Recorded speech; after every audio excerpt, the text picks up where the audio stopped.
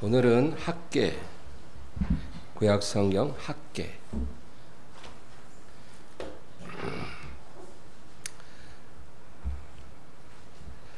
1310페이지입니다. 학계 1장 1절에서 6절 1장 1절에서 6절까지 다같이 읽습니다. 다리오 왕 제2년 여섯째 달 곧 그 달 초하루에 여호와의 말씀이 선지자 학계로 말미암아 스알디엘의 아들 유다 총독 스룹바벨과 여호사닥의 아들 대제사장 여호수아에게 임하니라. 이르시되 만군의 여호와가 이같이 말하여 이르노라. 이 백성이 말하기를 여호와의 전을 건축할 시기가 이르지 아니하였다 하느니라. 여호와의 말씀이 선지자 학계에게 임하여 이르시되 이 성전이 황폐하였거늘 너희가 이때 판벽한 집에 거주하는 것이 옳으냐. 그러므로 이제 만군의 여호와가 이같이 말하노니 너희는 너희의 행위를 살필지니라. 너희가 많이 뿌릴지라도 수확이 적으며 먹을지라도 배부르지 못하며 마실지라도 흡족하지 못하며 입어도 따뜻하지 못하며 일꾼이 삭슬 받아도 그것을 구멍 뚫어진 전대에 넣음이 되느니라. 아멘. 이 구약 성경의 후반부에 가면 선지서들이 나옵니다. 선지자들의 이름을 따라서 쓰여진 글인데 그 선지자들이 하나님께 말씀을 받아서 예언한 것입니다. 이 학계와 스가랴 선지자는 동시대에 쓰임을 받은 하나님의 종들입니다. 같은 시대에 같은 장소에서 두 선지자가 활동을 한 거죠. 이 학계 선지자가 활동한 시기는 이스라엘 백성들이 이제 바벨론의 포로로 끌려가죠. 세 번에 걸쳐서 포로로 끌려갑니다. 첫 번째는 이제 다니엘과 그 세 친구들 같은 이제 엘리트들이 포로로 끌려갔죠.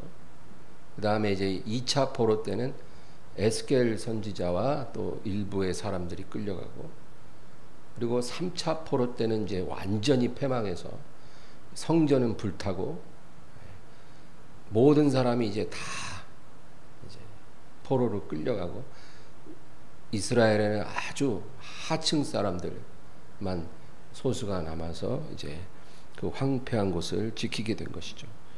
그러다가 이제 포로에서 귀환을 합니다. 세계사의 판도가 바뀌었어요. 바벨론이 세계를 주름잡다가 바벨론이 망하고 페르시아 제국이 이제 등장을 합니다. 그 포로기 동안에. 그래서 포로로 끌려갈 때는 바벨론 제국이 포로로 끌어갔는데 돌아올 때는 이제 페르시아 황제의 명으로 귀환을 하는 거예요. 귀환도 세 번에 걸쳐서 일어납니다.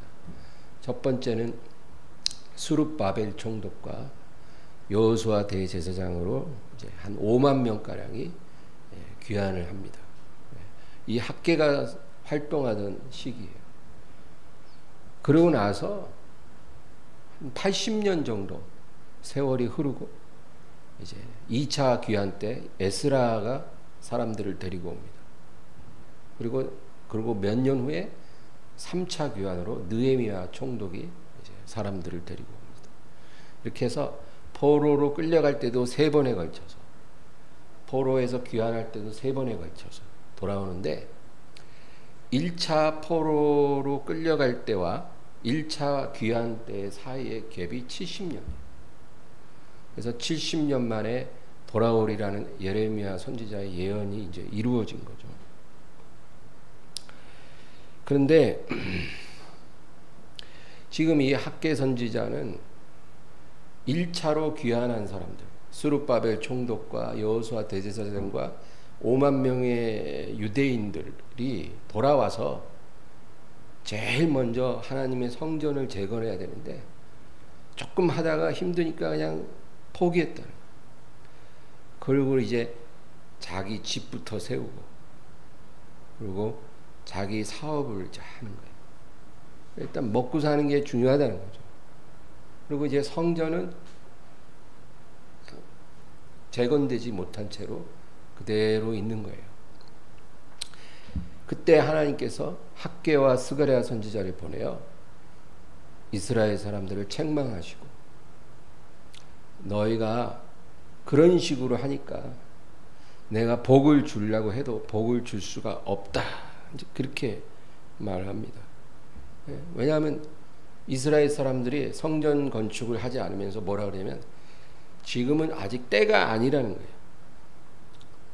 아직은 때가 적당하지 않다, 그렇게 말하면서 성전 건축을 차일피일 미루고 있는 거예요. 이 성전의 의미를 우리가 좀 알아야 돼요. 이 구약 시대에 예루살렘 성전이라는 것은 중요한 의미가 있어요. 지금 우리 엠마오 교회도 성전이 있지만 그 의미가 완전히 틀려요. 구약 시대의 예루살렘 성전은 유일무이한 하나님의 성전이에요. 그러니까 하늘 아래 성전은 딱 하나인 거예요. 그리고 하나님의 자녀들은 어디서 살든지 간에 하나님을 만나기 위해서 성전에 와야 돼요. 그리고 그곳에서 하나님이 지정한 제물을 가지고 와서 제사장 앞에서 잡아가지고 피 뿌리고 고기와 기름 불태우고, 그리고 제사장의 이렇게 죄를 사해야 돼요. 그래야 죄 사함 받고 또 하나님의 복도 받게 되는 거죠. 이 성전이라는 것은 하나님과의 관계를 의미해요. 여러분, 우리가 지금은 하나님과 관계를 회복하기 위해서는 뭘 해야 돼요? 우리가 예루살렘까지 가서 제사 드릴 필요는 없잖아요. 지금 우리는 하나님과의 관계를 회복하려면 예수님을 믿어야 돼요. 그리고 그분을 영접해야 우리가 하나님과의 관계 회복이 이제 시작되는 거예요. 우리가 예수님을 믿지 않으면 관계 회복은 절대 불가능해요. 나는 길이요 진리요 생명이니 나로 말미암지 않고는 아버지께로 올 자가 없느니라. 구원받을 만한 다른 이름을 주시지 않았어요. 그래서 하나님과 관계를 회복하려고 하면 반드시 먼저 예수님을 영접해야 관계 회복이 시작되는 거예요. 그러면 구약 시대 때 이스라엘 백성들은 하나님과 관계 회복을 하기 위해 어떻게 해야 될까요? 예수님이 오시기 전에 살던 그들은 하나님과의 관계를 회복하기 위해서는 성전을 재건해야 돼요. 성전 재건이 안 되면 관계 회복 자체가 불가능한 거예요. 왜냐하면 이 성전이라는 것은 하나님과 죄인이 만나는 장소거든요. 하나님으로부터 분리됐던 죄인이 하나님 만나기 위해서 성전에 와서 만나는 거예요. 거기서 제물을 잡고 그 피 뿌리고 하나님께 회개하고 관계 회복이 돼야 되는 거예요. 그래서 예수님이 오셔가지고 뭐라 그랬어요? 이 성전을 헐라 내가 사흘 만에 일으키리라. 예수님이 하신 말을 아무도 이해하지 못했어요. 왜냐하면 구약시대 그 예루살렘 성전이 이제 예수님이 오신 다음부터는 이제 의미가 없어졌다는 거예요. 왜냐하면 예수님이 바로 성전이시기 때문에. 예수님의 육체가 성전이에요. 예수님이 오시기 전까지는 예루살렘 성전이 의미가 있지만 이제 예수님이 오셔서 자신의 몸으로 성전을 대체하신 거예요. 이 성전을 헐라 내가 사흘 만에 일으키리라. 그는 자기의 육체를 가리켜 하신 말씀이더라 그랬거든요. 그래서 여러분, 우리는 이제 예루살렘 성전에 가서 하나님을 만날 필요가 없는 거예요. 우리가 예수님을 영접하면 예수님의 살과 피를 우리가 대하고 그와 연합하는 거예요. 예수님의 몸의 일부가 되는 거예요. 예수님과 우리가 몸으로 성령 안에서 하나 됐다. 근데 그 얘기죠. 그래서 하나님과의 관계 회복이 일어나는 것입니다. 그런데 이 학계 선지자 시대에 1차 포로 귀환한 이스라엘 백성들은 가장 중요한 성전 재건을 등한히 했어요.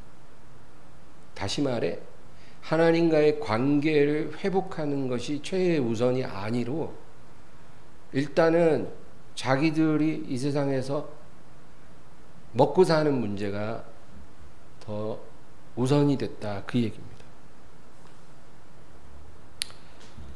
지금도 바로 우리의 모습 속에 이런 모습이 있기 때문에 하나님께서 이 학개서를 우리에게 말씀하시는 거예요. 세상을 우선시합니다. 그리고 하나님을 등한히 해요. 예배를 소홀히 합니다. 우리가 하나님을 섬길 때 제일 중요한 게 예배잖아요. 예배가 안 되는데 어떻게 하나님과 동행합니까? 예배가 제일 중요한데 그 예배를 아주 소홀히 하고, 그리고 자기 사업, 자기 일, 이런 것들이 우선되는 오늘날의 크리스찬들의 모습과 똑같은 거예요. 여러분, 우리가 하나님 앞에 예배를 드릴 때 그냥 내키는 대로 예배 드리는 게 아니에요. 사실은 딱 정해놓고 내가 예배를 드리는 거죠. 그러면 그거는 뭐냐면 하나님과의 약속이에요. 하나님과 선약이에요. 선약. 매주 화요일 날 저녁에 내가 하나님 앞에 가서 예배를 드린다. 하나님과의 선약이에요. 근데 무슨 일이 그 시간에 생기면 그 선약을 깨요. 그리고 그 일을 하는 거예요. 그러면서도 우리는 그걸 당연하게 생각하고, 또 하나님도 그거를 그냥 괜찮다고 하실 거라고 생각을 해요. 왜? 그렇게 해도 별일 없으니까. 그래서 하나님과의 선약을 너무나 쉽게 깨고, 그리고 그 일을 하는 거예요. 사업적인 일이 됐든, 가정의 일이 됐든, 동창회 모임이 됐든, 이런 마음의 중심이 잘못됐다. 여러분, 우리가 하나님을 바라볼 때 항상 균형 감각이 있어요. 사랑의 하나님, 공의의 하나님, 이 두 가지가 균형을 잘 이루어야 돼요. 근데 오늘날의 크리스찬들에게 부족한 것은 이 공의의 하나님에 대한 인식이 너무 부족해요. 사랑의 하나님을 교회에서 많이 강조하고, 하나님은 너를 용납하시고, 네가 아무리 부족하고 연약해도 너를 받아주신다. 틀린 말 아니에요. 그런데 우리가 그것을 너무 악용하는 경향이 있어요. 그래서 내가 조금만 일이 있어도 하나님과의 선약 막 깨버리고 하나님을 대수롭지 않게 대해도 하나님은 그냥 할아버지 미소로 나를 바라보실 거야. 괜찮다고 하실 거야. 다 이해하실 거야. 우리가 이런 식으로 사랑의 하나님을 이해하려고 해요. 하나님이 과연 그런 하나님이실까요? 하나님은 우리를 향하여 오래 참으시는 거지 아무렇지도 않은 게 아니에요. 왜 아무렇지도 않으냐면 하나님은 공의로우신 하나님이기 때문에. 하나님은 악과 죄를 결코 묵과하실 수가 없는 하나님이에요. 그건 하나님의 아주 근본적인 성품이에요. 하나님이 하실 수 없는 게 몇 가지가 있어요. 예를 들면 진실로 회개하면은 하나님이 긍휼히 여기지 않을 수가 없어요. 어떤 악인이라도 진실로 회개하면 하나님이 오늘 심판하려고 했다가도 그 심판을 미루세요. 하나님의 약점이죠. 또 하나님이 할 수 없는 것은 죄인과 악인을 그냥 눈 감아 주실 수가 없는 거예요. 왜? 거룩하시기 때문에. 그래서 여러분, 우리는 사랑의 하나님만 생각하면 안 돼요. 공의로우신 하나님을 두려워해야 돼요. 그래서 내가 수없이 하나님을 소홀히 하고 하나님을 무시하고 내 멋대로 지금까지 살아왔어도 내가 천둥벼락 안 맞고 지금 살아있는 거는 내가 한 행동들이 아무렇지 않아서가 아니고 하나님이 오래 참아주시고 있다. 그래서 이 70년 만에 포로에서 귀환한 이스라엘 백성들이 지금 하나님의 마음을 아프게 하고 제일 먼저 하나님과의 관계 회복을 위해서 성전을 건축해야 되는데 그거를 다 내팽개치고 각자 자기 집을 세우는 데만 바쁜 거예요. 포로에서 기적적으로 돌아온 것 자체가 성전을 재건하라는 하나님의 사인임에도 불구하고 그거를 무시하고 아직 때가 되지 않았다. 그러고 뒤로 물러나 있었던 거예요. 이제 하나님 뭐라고 하시는지 오늘 아까 읽은 5절 6절 다시 한번 읽어보겠습니다. 그러므로 이제 만군의 여호와가 이같이 말하노니 너희는 너희의 행위를 살필지니라.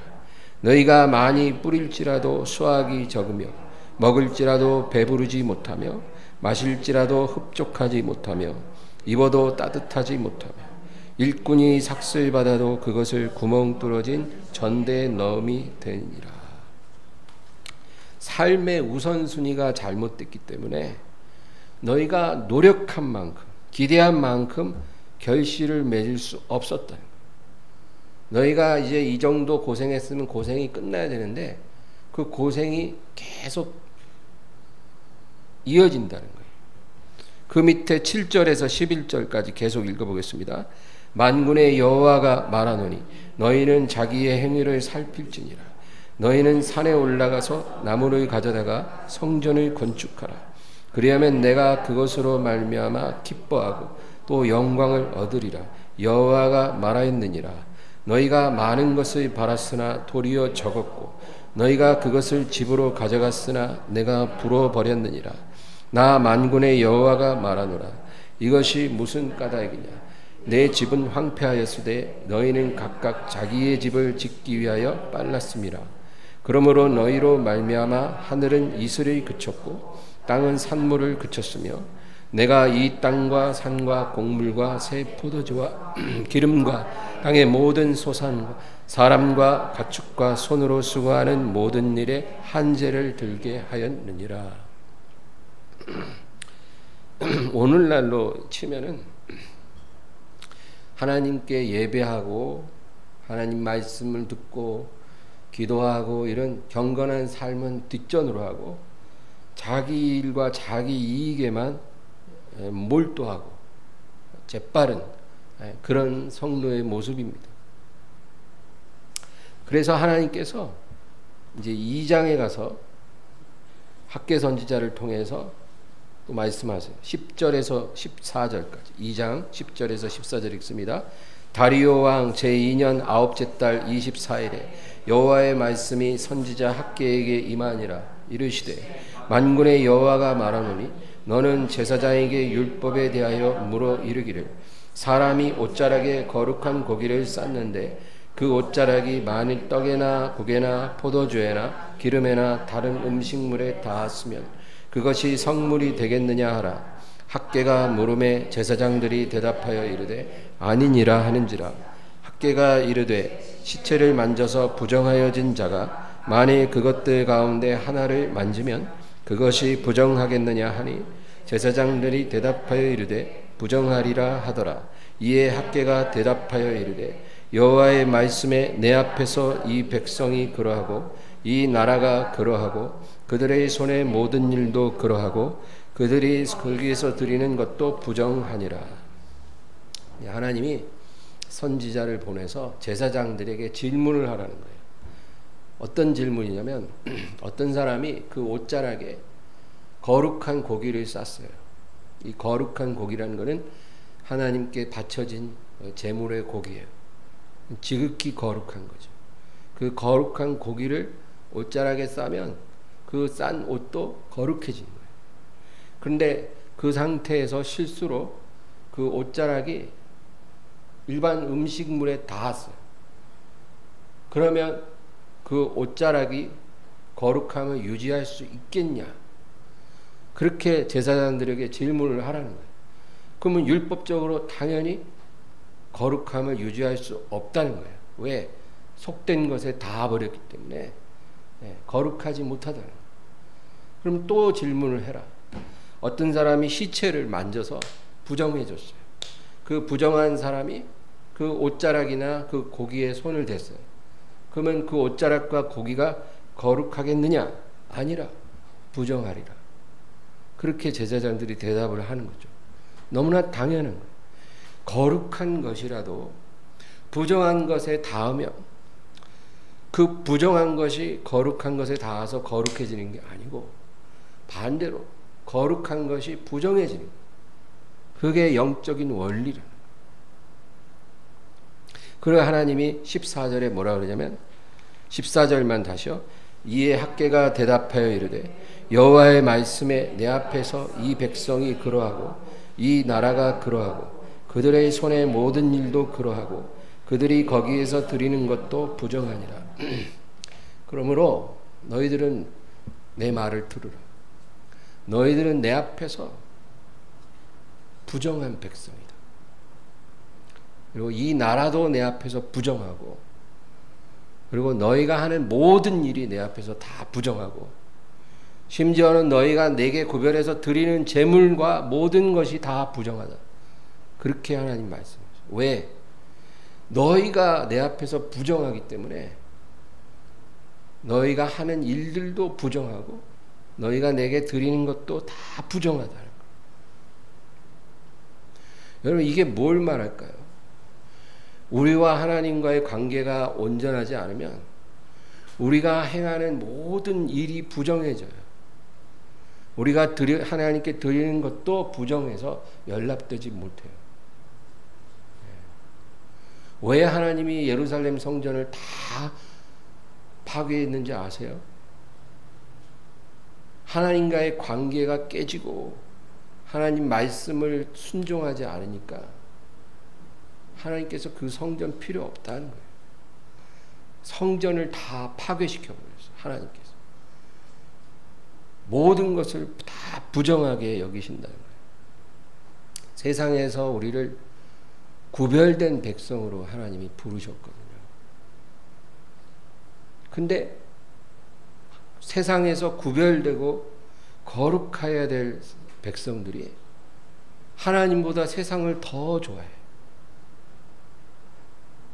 세상 속에서 빛이 되고 소금이 되고 하나님을 영화롭게 해야 될 백성들이 하나님보다 세상을 더 귀하게 여기고 더 좋아해요. 세상에 하나님께 터치하는 게 아니라 세상에 부정한 것과 터치해버렸어요. 친구 삼았어요. 그러면 하나님께서 그 백성을 거룩하게 보는 게 아니라 부정하게 보셔요. 부정한 백성에게 하나님이 어떻게 복을 주실 수 있겠습니까? 여러분 우리가 하나님이 세상을 다스리는 방식에 대해서 이해를 해야 돼요. 하나님은 투트랙이에요. 투트랙. 하나님은 하나님의 택함을 받지 않은 부정한 백성들에게는 공의의 법칙으로 다스리세요. 그게 뭐냐면 하나님을 모르고 죄악 가운데 사는 사람들은요, 자기가 뿌린 대로 거두는 거예요. 공부 열심히 하면 서울대 가고, 공부 열심히 안 하면 대학에 떨어지고, 선을 뿌리면 선을 거두고, 악을 뿌리면 악을 거두고, 성실과 정직으로 행하면 거기에 열매가 있고, 또 탐욕과 거짓으로 행하면 또 그 열매가 있다는 거예요. 하나님을 몰라도 하나님께서는 공의의 법칙으로 사람들을 다스려요. 그런데 하나님 자녀들은 어떻게 다루실까요? 하나님 자녀들 역시 기본적으로는 공의의 법칙이 역사를 해요. 그러나 그거보다 더 상위의 법칙이 있다는 거예요. 하나님과의 관계예요. 하나님과의 관계가 더 위에 있어요. 그래서 하나님 자녀들은요, 세상 자녀들하고 달라요. 하나님 자녀는 하나님과의 관계가 올바라야 돼요. 하나님과의 관계가 올바르면 우리가 조금 부족해도 하나님이 다 덮어주시고, 우리가 요만큼 열매를 거둘 밖에 못했는데 더 많이 거두게 해주세요. 하나님과의 관계가 올바르면. 그러나 하나님과의 관계가 잘못되면 노력해도 열매가 없어요. 그래서 우리가 굉장히 혼란스러운 거예요. 아니, 하나님 안 믿는 사람들도 다 자기가 뿌린 대로 거두고 잘 먹고 잘 살구만. 왜 나는 그래도 저 사람들보다는 양심적으로 살았는데 왜 나는 이렇게 힘들지? 나는 왜 노력한 것도 거두지 못하지?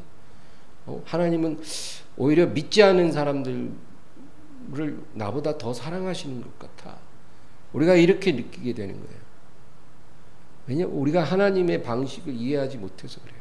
하나님 자녀들은 하나님과의 관계가 올바르면 보너스도 얻지만 관계가 틀어지면 노력한 만큼도 못 거둬요. 하나님이 특별하게 다루신다는 거예요. 우리 2장 15절에서 19절까지 읽겠습니다. 이제 원하건대 너희는 오늘부터 이전 곧 여호와의 전에 돌이 돌 위에 놓이지 아니하였던 때를 기억하라. 그때에는 20고루 곡식 더미에 이른즉 10고루 뿐이었고 포도즙 틀에 50고루를 기르러 이른즉 20고루 뿐이었느니라. 만군의 여호와가 말하노라. 내가 너희 손으로 지은 모든 일에 곡식을 마르게 하는 재앙과 깐부기 재앙과 우박으로 쳤으나 너희가 내게로 돌이키지 아니하였느니라. 너희는 오늘 이전을 기억하라. 아홉째 달 24일 곧 여호와의 성전 지대를 쌓던 날부터 기억하여 보라. 곡식 종자가 아직도 창고에 있느냐? 포도나무, 무화과나무, 석류나무, 감람나무에 열매가 맺지 못하였느니라. 그러나 오늘부터는 내가 너희에게 복을 주리라. 하나님께서 말씀하시는 게 뭐냐면은 너희가 나와의 관계를 온전히 회복하기 전에는 너희가 노력한 것에 반도 결실할 수가 없었다. 왜냐하면 너희가 내게 돌아오지 않았기 때문에 너희가 내게 돌아올 때까지 내가 이런 많은 재앙으로 곡식을 마르게 하는 재앙, 깐부기 재앙, 우박 이런 걸로 너희를 치고 너희가 얻은 소득을 집에 가져가기도 전에 내가 바람으로 다 불어버렸다는 거예요. 이게 하나님이 그 백성을 다루시는 방식이에요. 세상 사람들은 이런 혜택이 없어요. 우리는 사랑받고 있기 때문에 하나님이 그 사랑을 이렇게 표현하세요. 돌아오라.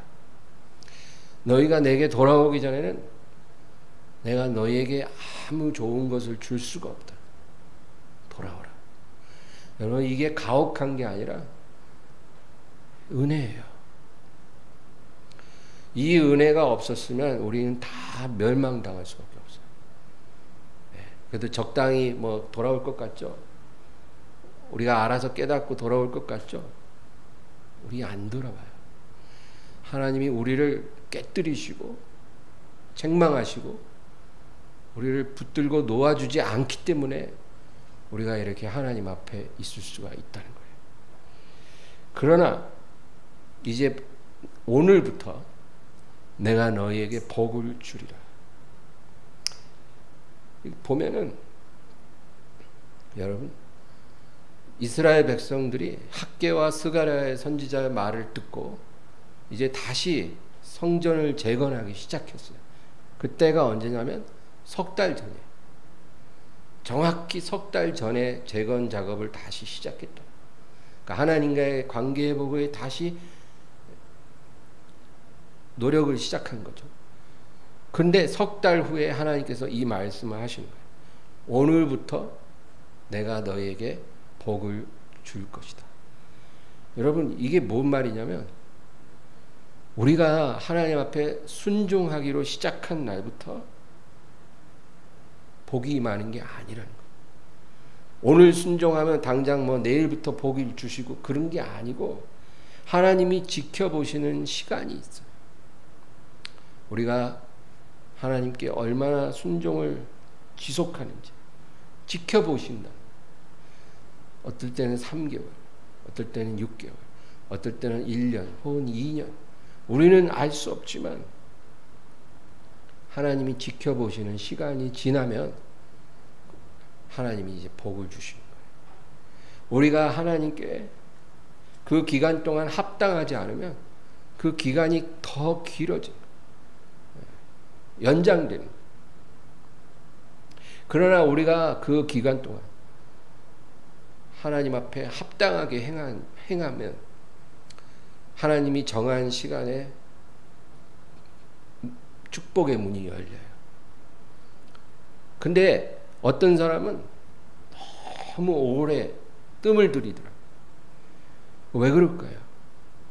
여러분, 내가 하나님 앞에 합당한데도 하나님이 뜸을 오래 들인다면 그거는 하나님의 보상이 그만큼 크다는, 놀랍게 보상을 주신다는 사인입니다.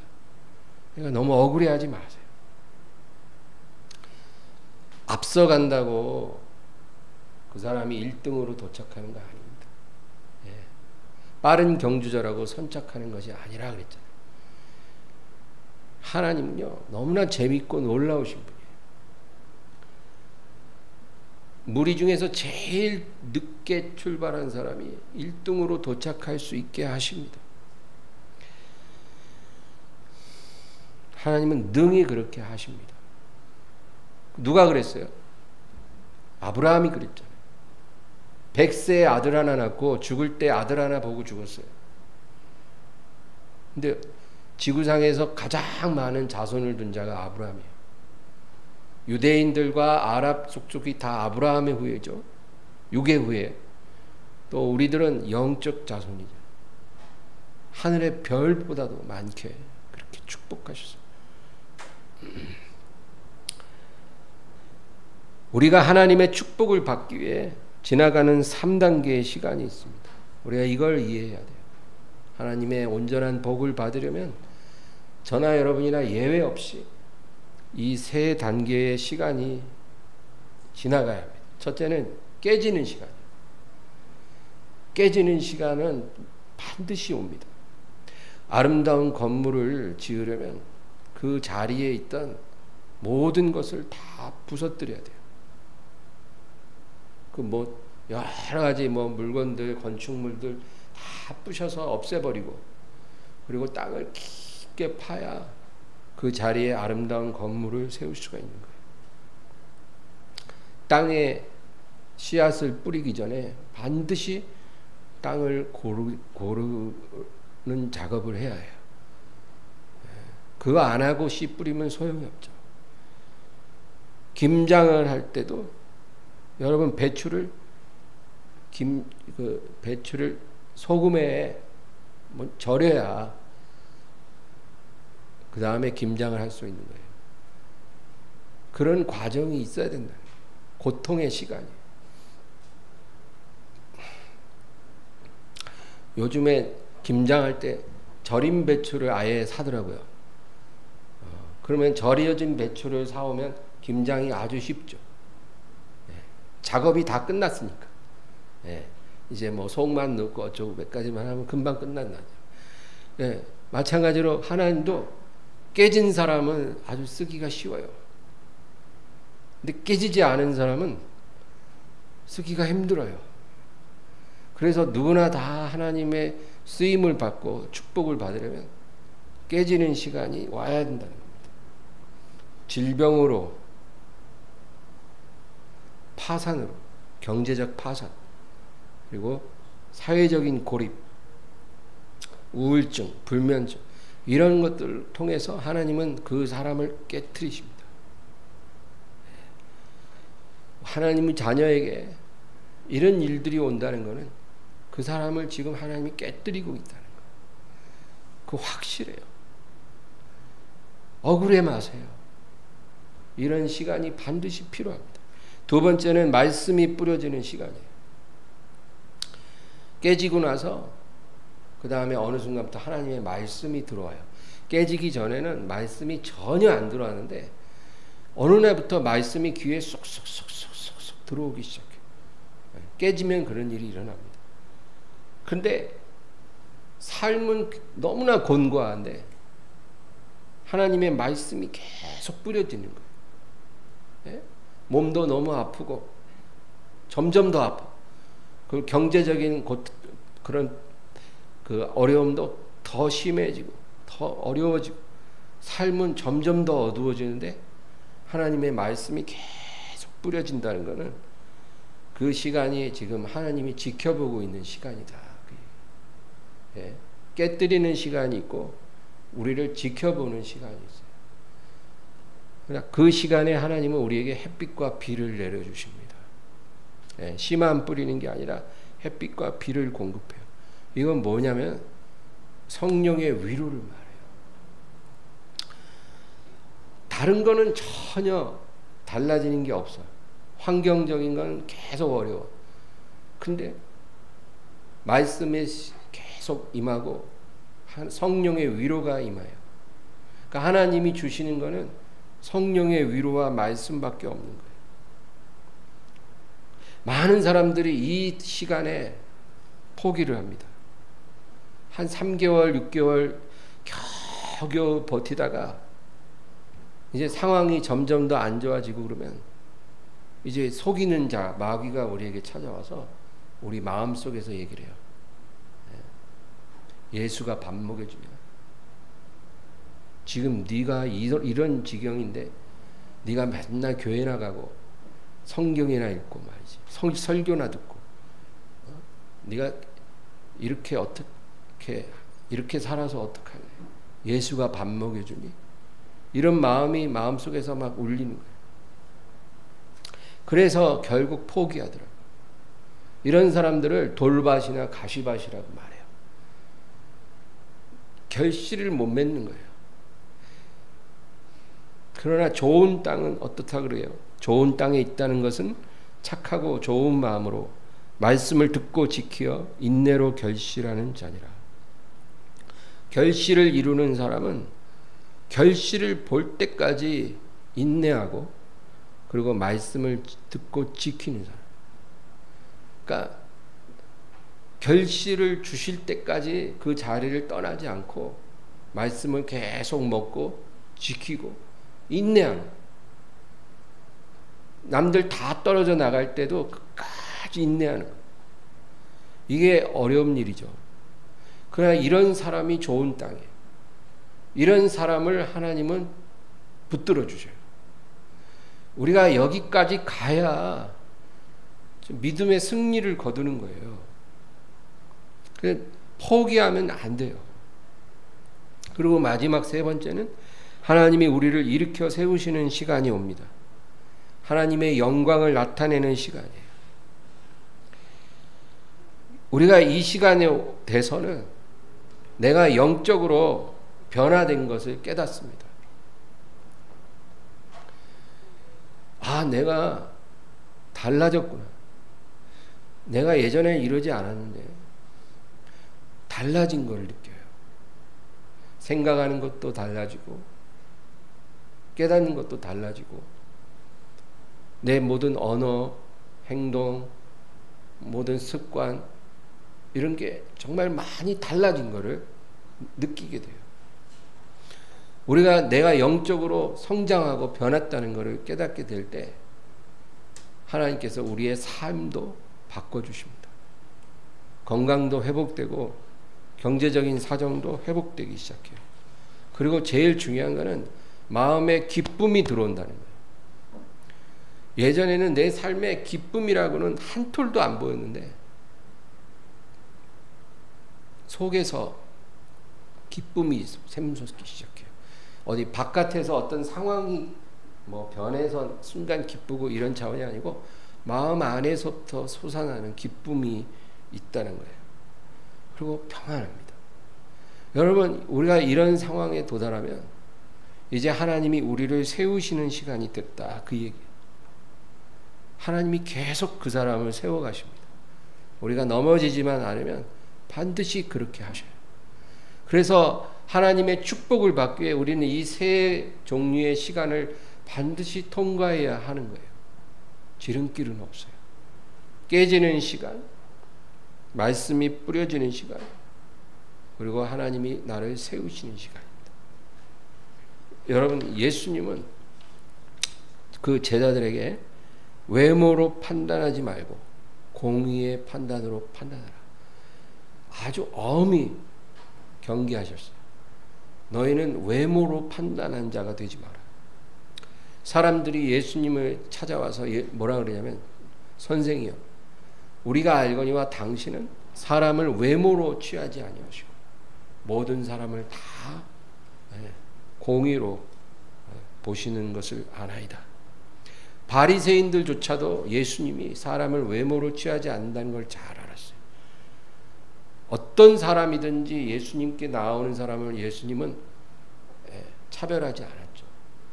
예수님이 차별하고 야단친 사람은 종교적인 위선자들 뿐이었어요. 그 외에 어떤 죄인도 어떤 사람도 주님은 차별한 적이 없죠. 근데 여러분, 이 외모로 보지 말라는 이 말씀이 우리가 알고 있는 의미만 있는 게 아니라는 거예요. 외모를 보지 말라는 말은 두 가지 의미가 있어요. 첫째는 우리가 1차적으로 잘 아는 거예요. 어떤 사람을 볼 때 그 사람의 옷차림, 행색, 그 사람의 직업, 또 뭐 고향, 뭐 과거에 그 사람의 과거, 뭐 우리가 이런 것들을 종합적으로 보면서 그 사람을 우리가 판단하잖아요. 그렇게 사람을 판단하지 말고 지금 그 사람이 하나님 앞에서 어떤 마음을 갖고 있느냐를 보라, 그거죠. 그게 외모를 보지 말라는 거예요. 그 사람이 가지고 있어 왔던 그 모든 조건들을 보지 말고 현재 중심을 보고 판단하라. 그게 1차적인 의미예요. 그런데 중요한 2차적인 의미가 있어요. 우리 자신의 인생 속에 겉으로 나타나지는 상황을 보고 결과를 속단하지 말라는 뜻도 있어요. 내 눈으로 보는 것, 들리는 것, 이런 거를 통해서 어떤 결과를 예단하지 말라는 거예요. 우리가 이렇게 외형을 보고 결과를 속단하면 우리가 낙심할 수 있고 포기할 수 있습니다. 그러지 말라는 거예요. 너희 눈에 보이는 현 상황 때문에 교만해지지도 말고 낙심하지도 말아요. 눈에 보이는 건 그냥 눈에 보이는 것 뿐이라는 거예요. 우리가 눈에 보이는 것 때문에 우리의 감정이 변하고 생각이 달라지면 우리는 믿음으로 사는 게 아닌 거예요. 우리가 믿음으로 사는 사람이 되려면 눈에 보인다고 거기에 의존하지 말고 귀에 들린다고 그것에 우리가 집착하지 말라는 거예요. 하나님 말씀 위에 서라는 거예요. 하나님 약속 위에 서라는 거예요. 지금 내가 바다에 빠졌어요. 바다에 빠졌는데 지금 통나무 하나 붙잡고 둥둥 떠 있는데 동서남북을 봐도 완전히 바다밖에 안 보여. 조그마한 섬이라도 보이면 그리를 향해 죽으라고 헤엄쳐 가겠지만 다 바다니까 어디로 가야 할지 몰라요. 그러면 마음속에서 음성이 들려요. 너는 이제 죽은 목숨이야. 그쵸? 죽을 확률 99.9%예요. 마귀는 우리에게 그렇게 말을 해요. 환경에 압도돼서 낙심하도록 만들어요. 또는 혹은 교만하게 만들어요. 이제 너한테 재산이 이렇게 많이 모아졌으니 이제 뭐 천재지변이 일어나지 않는 한 너는 뭐 걱정 없이 남은 생에 잘 먹고 잘 살 수 있지 않겠니? 우리가 그렇게 생각하는 건 교만이겠죠. 마귀는 항상 눈에 보이는 상황을 가지고 우리를 속여요. 교만하게도 만들고 절망하게도 만들고. 그러나 여러분, 1시간 후에 내 앞에 어떤 일이 생길지 하나님만 아시니, 사방이 망망대해라도 1시간 후에 저 멀리 육지가 보일 수 있는 거예요. 하나님은 그렇게 하십니다. 제가 예전에 리더스 다이제스트 잡지에서 읽은 그 이야기 하나가 아직도 잊혀지지가 않는데, 어떤 그 무슨 선원이 난파돼서 바다에 빠졌다는 거예요. 배가 가라앉고 다 죽었는데 이제 자기만 이제 어떻게 물에 빠진 상태인데, 그 바다에 딱 빠졌는데 발 밑에 뭐가 이렇게 딱 땅이 밟아지더래요. 땅같이 자기를 받쳐주는.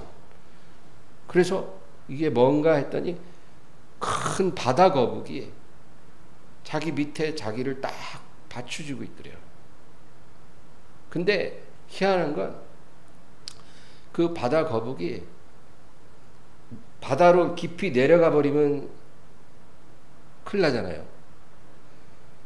그리고 근데 딱 수면 위에 이렇게 떠가지고 그 사람을 등에 딱 업고 계속 가더래요.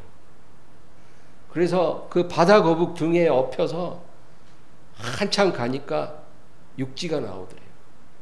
그래서 육지 앞에 딱 도달해서 자기를 내려주고 가버리더래요. 여러분, 이 실화예요. 하나님 살아계시기 때문에 우리 인생에 이런 일이 일어날 수 있는 거예요. 그래서 눈에 보이는 것으로 판단하지 마라. 우리 갈라디아 6장 한번 찾아볼까요? 갈라디아 6장 7절 9절 7절에서 9절입니다. 갈라디아서 6장 7절에서 9절 다 같이 읽습니다. 스스로 속이지 말라. 하나님은 업신여김을 받지 아니하시나니 사람이 무엇으로 심든지 그대로 거두리라. 자기의 육체를 위하여 심는 자는 육체로부터 썩어질 것을 거두고 성령을 위하여 심는 자는 성령으로부터 영생을 거두리라. 우리가 선을 행하되 낙심하지 말지니 포기하지 아니하면 때가 이름에 거두리라. 아멘. 사람이 무엇으로 심든지 그대로 거둘 거라고 말씀합니다. 선을 행하되 낙심하지 말지니 포기하지 않으면 때가 이름에 거두리라. 우리가 선을 행하면서 주님을 기다려야 돼요. 하나님과 화목하고 하나님의 뜻을 행하고 하나님과 동행해야 돼요. 그리고 주님을 바라봐야 돼요. 그러면 하나님께서 우리에게 가장 좋은 것을 준비하십니다. 여러분, 이 말씀 마치면서 제가 딱 생각나는 사람이 룻이에요. 이 룻이라는 여자, 이 모압 여자예요. 유대 여자가 아니고 모압 여자, 청상 과부예요. 젊어서 남편이 죽었어요. 그런데 이 모압 청상 과부인 룻이 자기 시어머니인 유대인 나오미를 따라서 베들레헴까지 온 거예요. 모압에서. 아마 그 주변에 있는 사람들은 다 이 룻이 정상이 아닐 거라고 생각할 거예요. 정상적인 사람은 절대 그렇게 행동할 리가 없거든요. 젊어서 남편이 죽었고 자기는 모압 사람인데 뭐 바랄 게 있다고 시어미를 따라서 베들레헴까지 오냐고요. 정상 아닌 거예요. 미친 거예요. 그런데 그 룻이 나오미를 따라 베들레헴에 와서 다윗의 증조모가 될 줄 누가 알았겠어요? 하나님만 알았죠. 여러분, 이런 일이 우리 인생에도 일어나는 거예요. 하나님의 지혜로움이 그 어떤 이 세상 사람의 지혜로움보다 더 큽니다. 로마서 11장 33절을 제가 읽겠습니다. 깊도다 하나님의 지혜와 지식의 풍성하며 그의 판단은 헤아리지 못할 것이며 그의 길은 찾지 못할 것이로다. 고린도전서 1장 25절 읽겠습니다. 하나님의 어리석음이 사람보다 지혜롭고 하나님의 약하심이 사람보다 강하니라. 이 세상 그 어떤 지혜로운 사람보다 하나님이 더 지혜롭다는 거예요. 여러분, 그러므로 하나님의 지혜에 운명을 맡기세요. 하나님 지혜로우신 분이에요. 그리고 살아계신 하나님이고 우리를 기뻐하시는 하나님이세요. 우리가 하나님을 온전히 의뢰하고 하나님의 지혜에 나의 운명을 맡기면 하나님이 우리가 기대했던 것보다 더 좋게 인도하세요. 그러려면 내 지혜를 버려야 돼요. 내 지혜와 하나님 지혜가 합작하는 게 아니고 내 지혜를 포기하고 하나님께 내 운명을 맡기면 하나님의 지혜가 내 운명을 주관한다는 거예요. 바로 룻처럼. 사람이 볼 때는 어리석기 짝이 없는 여잔데 하나님은 그 룻을 가장 복된 이방 여인이 되게 해주셨어요. 이게 하나님의 지혜예요. 우리 인생도 하나님께 운명을 맡기면 하나님의 지혜가 우리를 주관해서 상상도 할 수 없는 축복을 우리에게 예비를 해주시는 거예요. 여러분, 자기 지혜로 살지 말고 하나님 지혜로 살기를 주의 이름으로 축원합니다. 말씀을 생각하면서 간절히 기도하겠습니다.